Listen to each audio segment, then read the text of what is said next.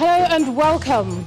Governor El Rufai says Kaduna State has attracted over $800 million of foreign and local investments since 2016 as he flags off the 5th Kaduna Economic and Investment Summit. People's Democratic Party holds victory rally in Bini to celebrate Governor Obasaki's re-election for another term in office. All Progressives Congress congratulates Governor Godwin Obasaki on his re-election for another term in office, says it's a reflection of the president's commitment to democracy. And UK chief medical officers warn that coronavirus alert level will move to level 4, with transition rising exponentially.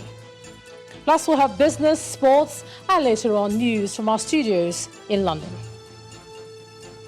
On business news tonight, Minister of Trade and Investment says Nigeria is securing approval to ratify the African Continental Free Trade Area Agreement. On sports news tonight, Super Eagles coach Gennard Rohr invites 25 players to camp ahead of next month's friendly matches against Côte d'Ivoire and Tunisia.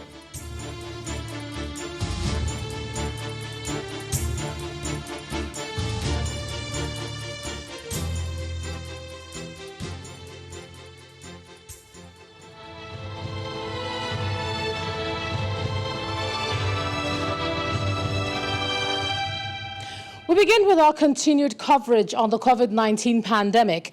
And the Presidential Task Force on COVID-19 today announced the disbursement of 32 billion naira to 32 states of the Federation, with an advice that the states prioritize testing as fatigue has already set in most states. The Minister of Health, Dr. Osage Ehanire, also called on states that are planning to further reopen their economy, as well as schools, to exercise serious caution, as 10% of all treated cases in the country are below the ages of 19. This formed part of the discussion at the bi-weekly news conference of the PTF today. Members of the Presidential Task Force on COVID-19 arrived for the day's update on the national response to the pandemic. The national coordinator of the task force speaks about how the task force is helping states to scale up testing for the virus. We have released money to the state governments recently, to 32 state governments. Each state government was given $1 billion naira. This is for the purpose of driving their COVID responses. And we are asking them to please prioritize testing in addition to surveillance activities linked to COVID-19. Nigeria has consistently recorded low cases of infection in the last 4 weeks, but the task force says there is no reason to celebrate yet, as testing in many states remain very low. The number of reported cases daily has declined nationally in the last few weeks, yes. We have seen a 36% decline in August compared to July on national figures. Unfortunately, we cannot celebrate this until we test sufficient numbers in every state. The call for greater vigilance is underscored by the fact that our economy has been seriously affected by the pandemic, and we are pushing through our homegrown economic recovery strategies to cushion the economic impact of the pandemic. This call is made more pertinent in view of the noticeable increasing disregard for basic non-pharmaceutical measures that have proven very successful. Face masks have now turned into chin masks. Social distancing and gatherings are returning to the pre-COVID-19 era. The task force is also again expressing serious concern over plans by states to reopen schools, as its records show teenagers accounting for 10% of all treated cases in the country.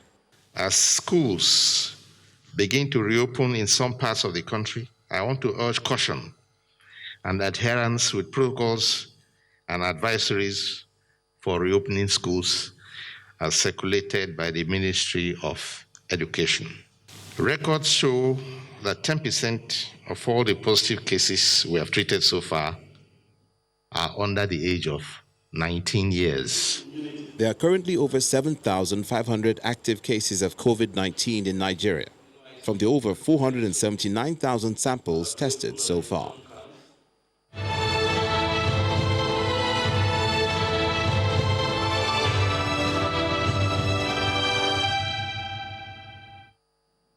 To politics, and more reactions are pouring in over the just concluded Edo governorship election. The latest is coming from a civil society group, the Center for Democracy and Development, and they're calling for massive COVID-19 testing in Edo State following reports of non-adherence to health protocols during the polls. CDD Executive Director Dr. Idayat Hassan wants INEC to improve on the implementation of the protocols for the conduct of the elections ahead of the Ondo governorship election. The Edo governorship election is the first major exercise to be conducted under the COVID-19 pandemic. From the onset, the Independent National Electoral Commission had set out the protocols for COVID-19 during the election. However, the protocols were not followed during the exercise. The non-observance of the COVID-19 protocol during these elections. And I think that we place on the doorstep of both citizens and, of course, some to the electoral management body itself. Now that a winner has actually been declared, it will be very good to be proactive and conduct massive testing in the state to prevent a health outbreak. While commending INEC and security agencies for the conduct of the election, the center believes there is still room for improvement. We do not rest on our oars. To emphasize, as the pre-election atmosphere in Edo clearly shows, there are still serious threats by various actors to the sustainability of democracy in the country. So that as we move ahead, we look back to see where are the snares, where are the minefields that may negatively detract from future elections and setting us back to where we were before. According to statistics from the center, the Edo governorship election in 2003 recorded 78% voter turnout. The numbers fell to 40.5% in 2012, 32.3% in 2016, and 25.2% in 2020. At another news conference, the Nigeria Civil Society Situation Room agrees that the decline in voter turnout calls for concern. The voter turnout was low compared to numbers of collected PVCs registered for the election. This may have been caused by the rhetoric of violence perpetrated by the main candidates and their supporters ahead of Election Day. There may also have been a reduction caused by the prevailing public health concern of COVID-19. The conclusion among the civil society groups is that more needs to be done to sustain the nation's democracy. And staying with Edo politics, the next 4 years will be memorable for Edo residents, and that's the assurance from the re-elected governor of the state, Godwin Obaseki. He gave this assurance at the King Square axis of Benin City, the Edo state capital, during a massive victory parade by the PDP through some major streets, as he thanks residents for their support during the polls.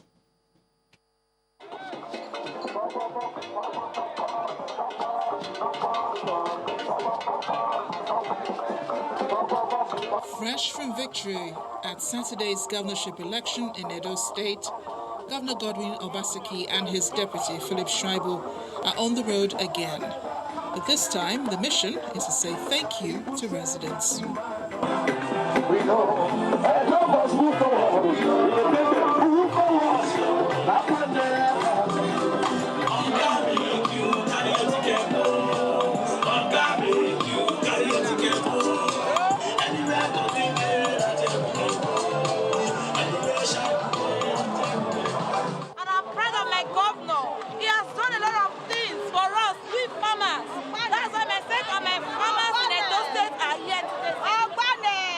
Cheers and acknowledgements from onlookers greet the PDP convoy as the team savors the moment.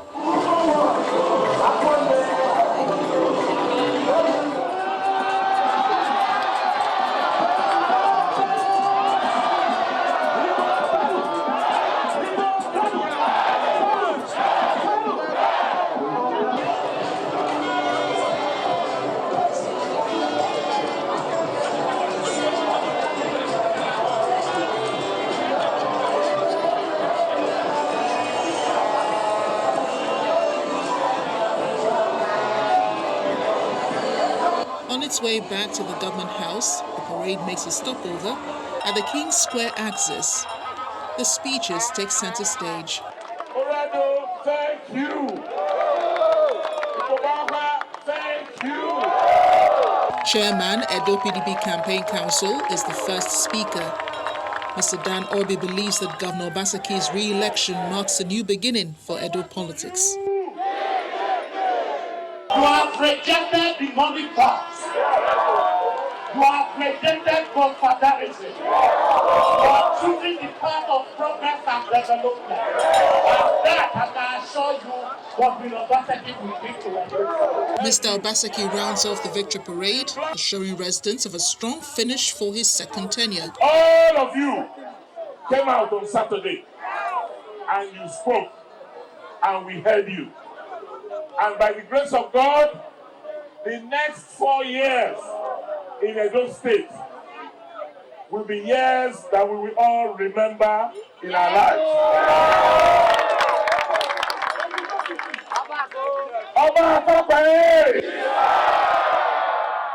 For the Edo State Governor, the result of hard work is more work. As Mr. Obasaki says, he will get back to work immediately so as to fulfill his campaign promises to the people.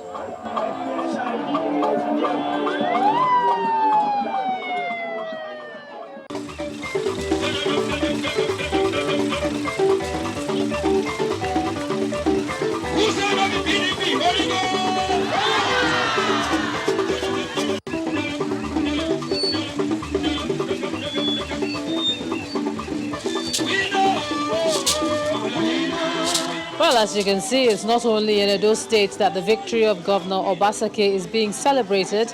In the neighboring state, Delta, PDP supporters also hit the streets for the victory rally. And here are some of the highlights.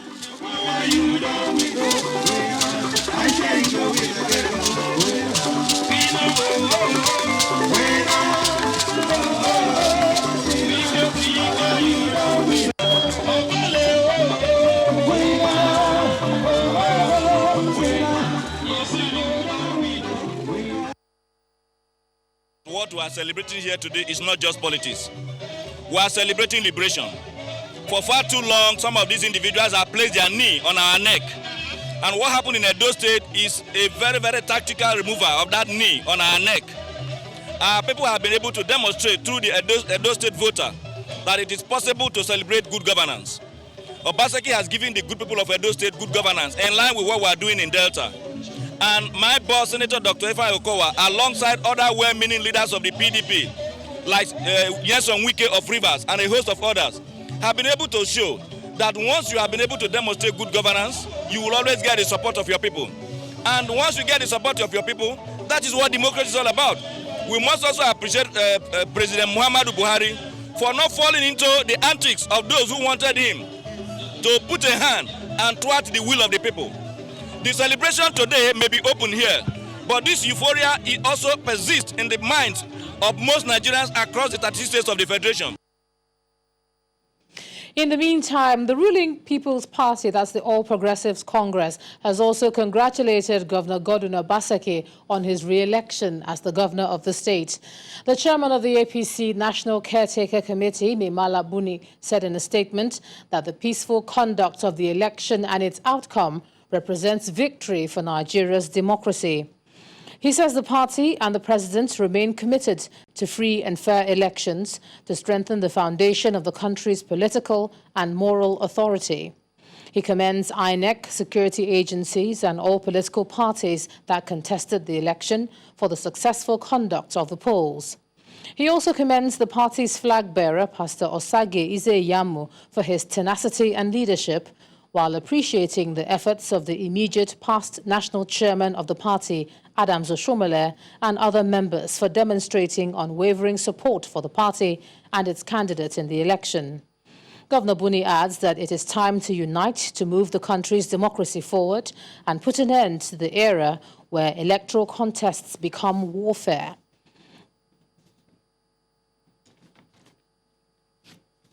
In part two, after the break, pro-government protesters ask organized labor to stop their planned protest and industrial action over removal of subsidy. That's in a moment.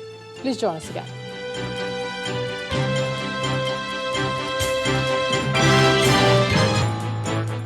We've been talking about Edo, but now we move on to Ondo State, where the candidate of the People's Democratic Party, Eitayo Jegede, told his supporters that his governorship bid is not a project tied to a particular person, but to the peace, progress and development of the state. The PDP candidate made this declaration while campaigning in Akure North local government area of the state ahead of next month's general election. The People's Democratic Party's campaign train rolls into Akure North as the governorship candidate Eitayo Jegede and his team seek to canvass support ahead of the October the 10th election. From Igoba, the team proceeds to Shasha, a popular market community dominated by the Hausa ethnic group, where the PDP candidate is received by a large crowd. Afterwards, he meets with the leaders of the community at the residence of the Sarki, Shehu Ibrahim.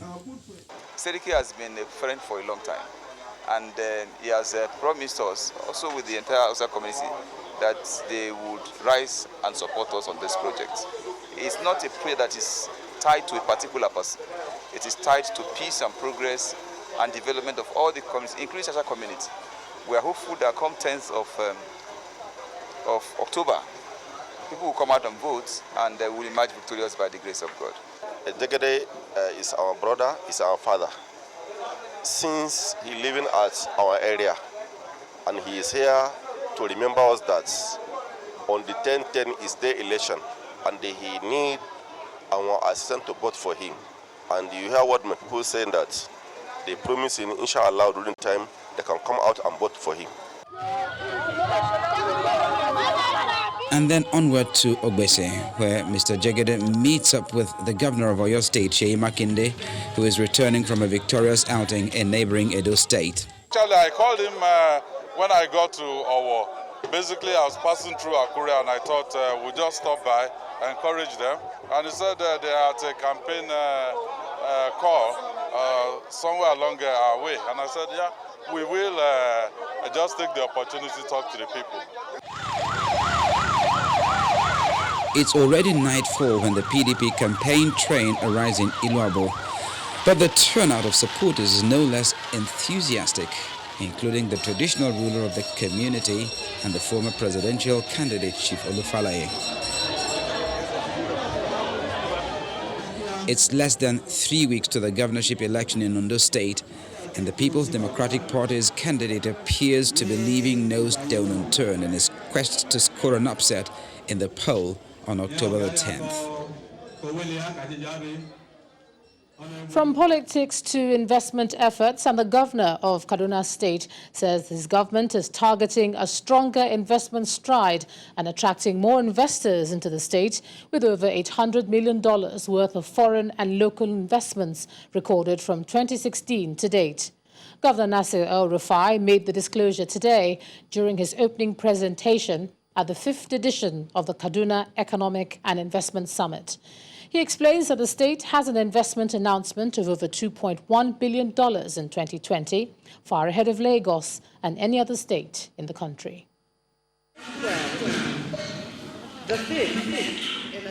Gathered in this room and virtually are federal and state executive officers, governors and economic think tanks to kick off the 5th edition of the Kaduna Economic and Investment Summit 2020. The summit, which started in 2016, witnessed tremendous successes in 2019, where over $800 million worth of local and foreign investment has been attracted to the state. To operationalize and ensure the implementation of our Ease of Doing Business Charter, we came up with steps to make Kaduna easier to do business. And KADIPA, the investment promotion agency, became the main interface with the private sector to ensure investments come to Kaduna. Acknowledging the economic impact of the state to the country, President Muhammadu Buhari, who declared the summit open, urges citizens of Kaduna State to cooperate with governments and security agencies to secure peace and harmony, stressing that development will only take place when energies are collectively channeled to building instead of destruction of lives and property. I am impressed that the Kaduna State government has from inception used Kite Invest as a serious platform for showcasing its investment potentials. The state commitment to consistent implementation of the Ease of Doing Business Charter is exemplary, including the ability to increase its internally generated revenue to 44 billion naira in 2019 from 13 billion naira in 2015 without hiking tax rates. This is very laudable. I also appeal to all indigenes of Kaduna State to cooperate with the government and security agencies to secure peace and harmony in the state. Other speakers at the event, including Governor Babajide Sanwo-Olu of Lagos State, commended the investment drive of Kaduna State while stressing the need to institutionalize peer review among states. There's a lot that our various states can learn, from one another in terms of promoting innovation, in terms of attracting investment for infrastructure and industrialization.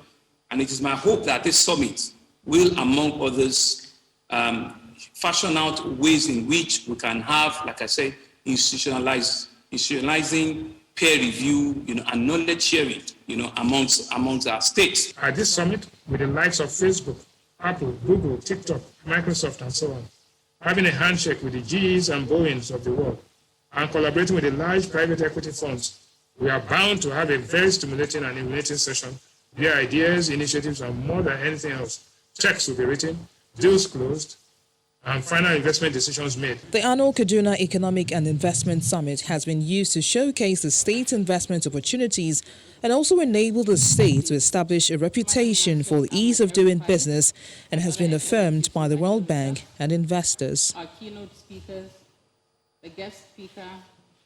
While Nigeria's labor unions and civil society organizations have been spearheading calls for the reversal of fuel and electricity tariff hikes, a group is staging a counter-protest in Abuja in support of those measures by the government.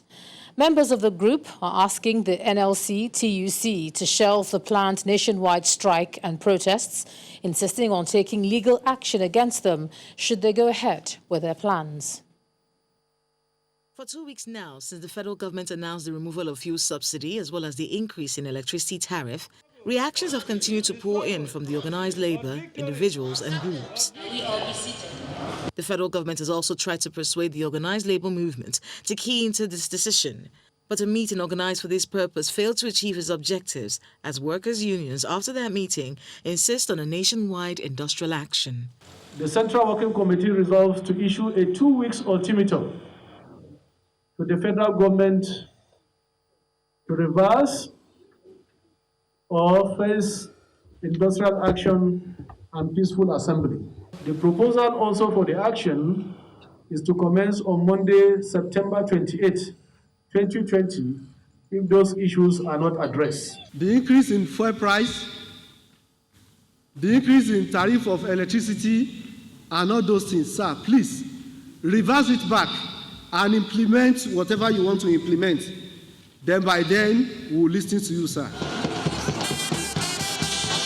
It's only 1 week into the planned industrial action by the organized labor on the 28th of this month, and these protesters at the Unity Fountain in Abuja are asking the labor movement to shelve their action.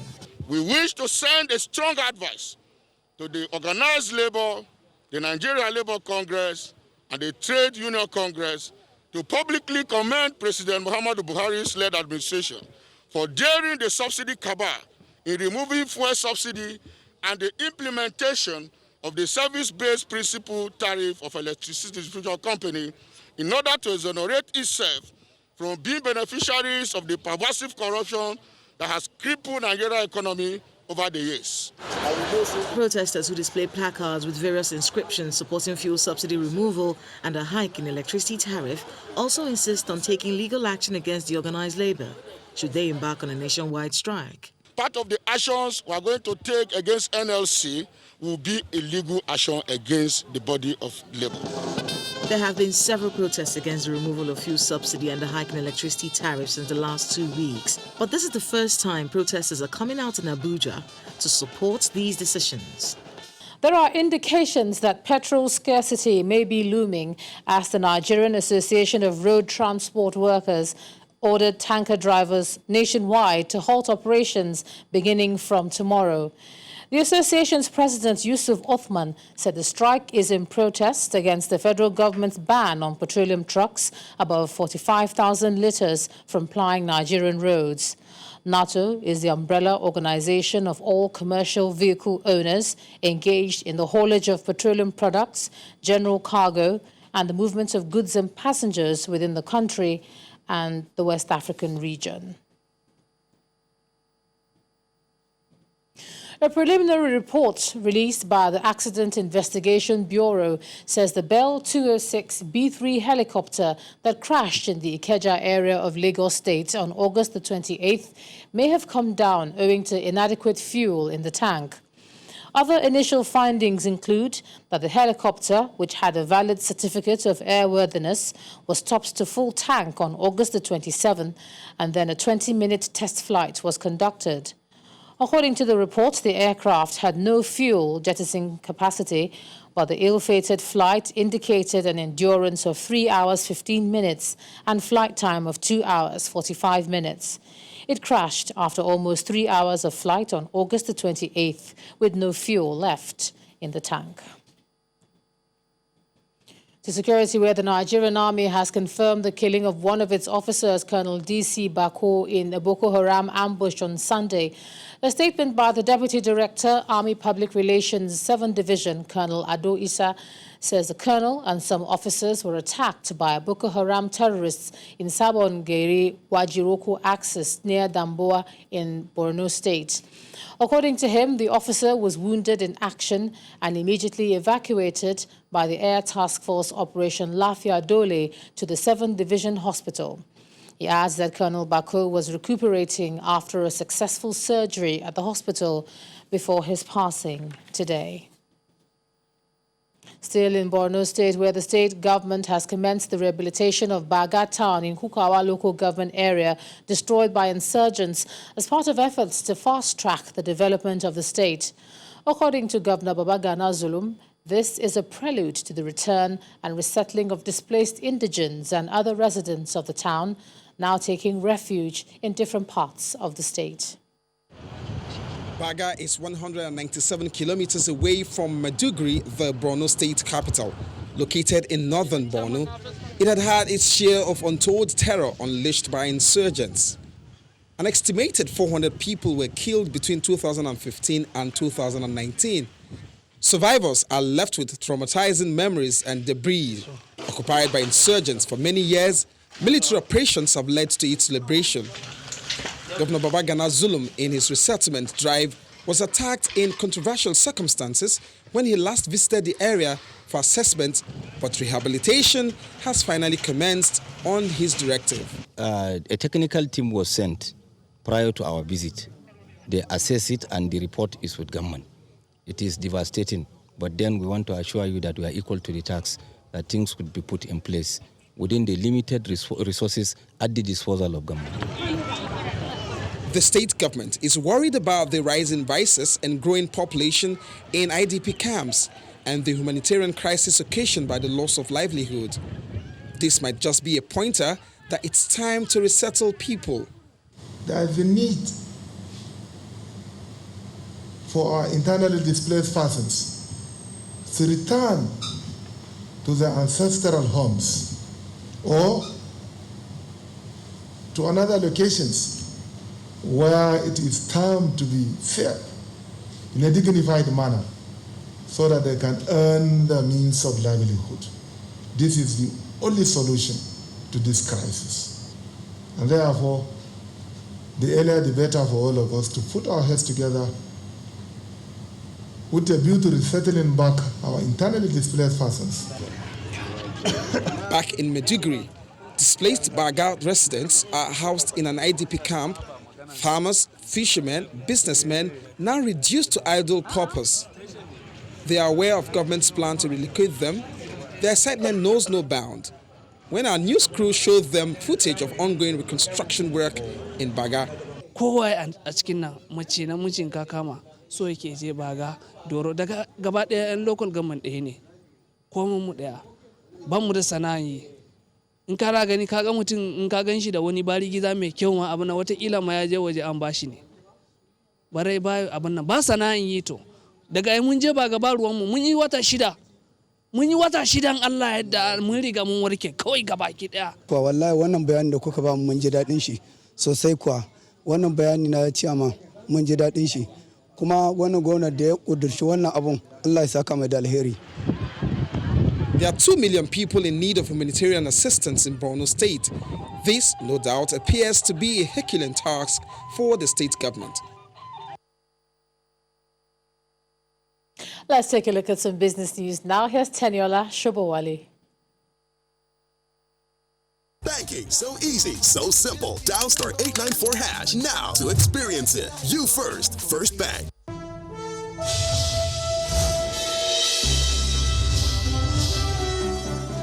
Thanks, Ijoma. Welcome to Business News. The Minister of Trade, Ni Adebayo, says Nigeria is currently in the process of securing approval to ratify the African Continental Free Trade Area Agreement soon. At a meeting with delegation of the African Continental Free Trade Agreement, led by its Secretary General, Wamkele Mene, the minister also mentioned that the federal government has set up a National Action Committee on AFCFTA, which would implement Nigeria's rollout strategy in a bid to take advantage of the agreement. One cannot but note how the COVID-19 pandemic had affected the takeoff of the agreement, but the way things are going, we are fairly confident that the date that has been set should be a good date for the official takeoff of the agreement. We are working day and night. I have here the Secretary of the National Action Committee, and after Francis Anatogu, and we've been working, and he's been working very hard with his staff and all the committees and subcommittees to get us ready. We are at a point where we will soon take a memo to the Federal Executive Council for approval for ratification, and we're very hopeful that we'll get it sorted out much sooner before the official date of the takeoff of the agreement. Nigeria's stock market opens the week flattish, but in the green, with month-to-date gain currently at 1%, while total volume of trades increased by 1.4% at the close of today's trading session. Layo Adegoke has the details.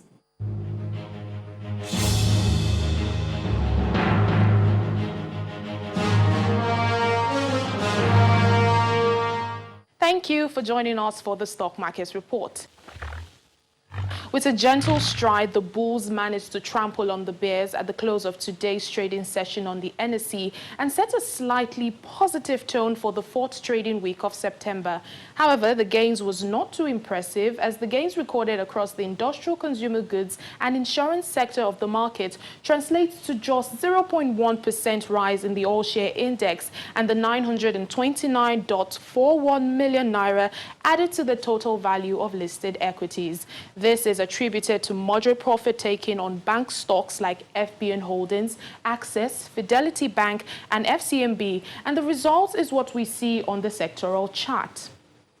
This also comes amid investors' weak appetite for stocks, as 196.112 million shares changed hands for 1.72 billion naira in over 3,500 transactions.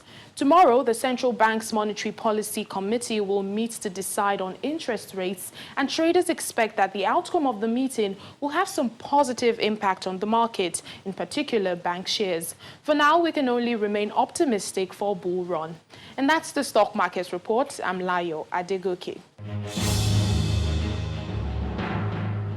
And that's Business News Tonight. It's back to you, Ijoma. Welcome back. The United Nations today marks 75 years of the organization with a high-level meeting featuring many world leaders. UN Secretary General Antonio Guterres said UN 75 is an opportunity for the UN to listen to the people it serves and identify their priorities. Poverty is again rising. Hatred is spreading. Geopolitical tensions are escalating, and nuclear weapons remain on hair-trigger alert. Transformative technologies have opened up new opportunities, but also exposed new threats. And the COVID-19 pandemic has laid bare the world's fragilities. That includes The UK has raised its COVID-19 alert level from 3 to 4, meaning transmission is high or rising exponentially. And this comes as the country's chief scientific advisor warns that there could be 50,000 new coronavirus cases a day by mid-October if further action is not taken. Here's Simon Pusey with more in Around the World in 5. Good evening and welcome to the Channel Studios here in London with your international news around the world in 5. Nearly 1 million people in the southern districts of the Spanish capital Madrid have been told to remain in lockdown starting this morning. This is after the COVID-19 infection rates soared to much higher levels than in the rest of the country. On Sunday, hundreds of residents in some poorer areas of the Spanish capital Madrid protested against what they call discrimination ahead of new lockdown measures to stem a rise of the virus. They claim the lockdown targets poor people already affected by the coronavirus crisis. The epidemic is doubling. Meanwhile, the UK's chief scientific advisor has warned the country could see 50,000 new coronavirus cases per day by mid-October without further restrictions. The briefing came as Prime Minister Boris Johnson considers whether to introduce further measures. On Sunday, almost 4,000 daily cases and 18 deaths were reported in the UK. More than 100,000 people have marched through Minsk on the 6th straight weekend of protests against Belarusian President Alexander Lukashenko. Many walked in a vast column that stretched back several kilometres, decked out in red and white opposition colours and chanting "Go away." Several protesters were then dragged away from the crowd by security forces. Meanwhile, the main opposition leader, Svetlana Tikhanovskaya, has urged the European Union to approve sanctions on officials accused of rigging the presidential election last month. The EU has yet to follow through on a threat to impose sanctions on Belarusian officials. A plaque declaring that Thailand belongs to its people, which was laid by pro-democracy protesters in Bangkok, has been removed less than 24 hours after it was installed. The plaque, which featured a hand giving the three-fingered salute that has been adopted by the protest movement, was dug into the ground on Sunday after a weekend rally by tens of thousands of people. Protesters have grown ever bolder during 2 months of demonstrations against Thailand's king and military-dominated establishment, breaking a long-standing taboo on criticising the monarchy.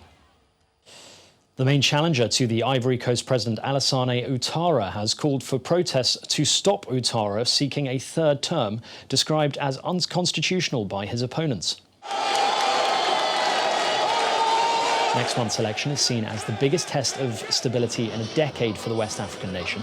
3 days after former Prime Minister Guillaume Soro called for Ouattara to be stopped by any legal means, the main challenger, Henry Konan Bedi, reiterated the opposition view that it is unconstitutional for Ouattara to seek a third term. Mr. Ouattara says a change to the constitution means that his two-term limit has been reset. Officials have reported that deaths of hundreds of elephants in Botswana this year have been caused by toxins produced by cyanobacteria in the water. The deaths had baffled and alarmed conservationists and biologists from all over the world, with at least 330 elephants reportedly killed. Africa's overall elephant population is declining due to poaching, but Botswana, home to almost a third of the continent's elephants, had seen numbers grow to around 130,000. A three-storey building on the outskirts of Mumbai has collapsed in the early morning hours as residents slept inside, killing at least 10 people.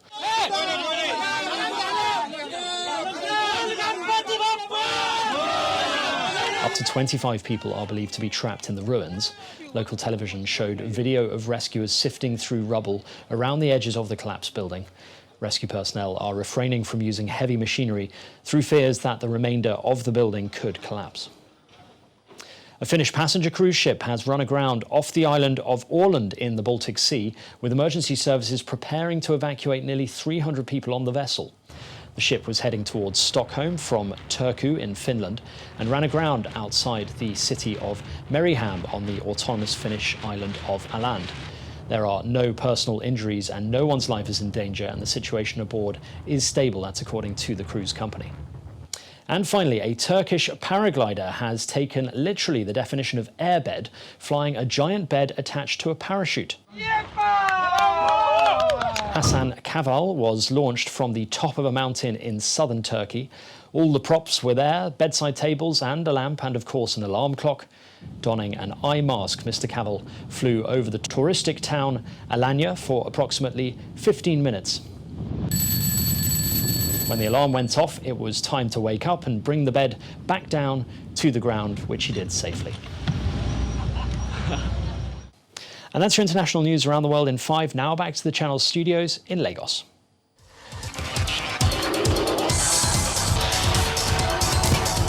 Thank you, Simon. Hello and welcome to Sports News. We start with football. Super Eagles coach Gernot Rohr has called up 25 players ahead of next month's friendly matches against Côte d'Ivoire and Tunisia. Some of the players who made the list include Matthew Yakubu, Maduka Okoye, the goalkeepers invited, while Kenneth Omerua, Leon Balogun, Chidozie Awaziem, William Ekong, Olaoluwa Aina, Jamilu Collins, Shemi Ajayi, and Seydou Sanusi also made the list. Manchester City began their quest to regain the English Premier League title with a 3-1 victory over Wolves.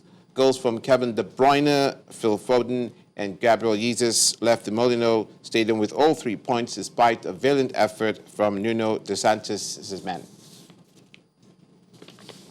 And Wales forward Gareth Bale says he's happy to be back and he's now targeting winning trophies on his return to Tottenham Hotspur. Bale completed his move from the Spanish champions Real Madrid on Saturday as the 31-year-old ended an increasingly fractious 7-year stay at the club. In tennis, world number 1 Novak Djokovic claimed a record 36th Masters crown, beating Argentine Diego Schwartzman in the final of the Italian Open. Djokovic came through 7-5, 6-3 in just under 2 hours to move ahead of Spanish rival Rafael Nadal in the number 1, or rather the number of Masters titles garnered. That's it on Sports News. Ijoma, back to you.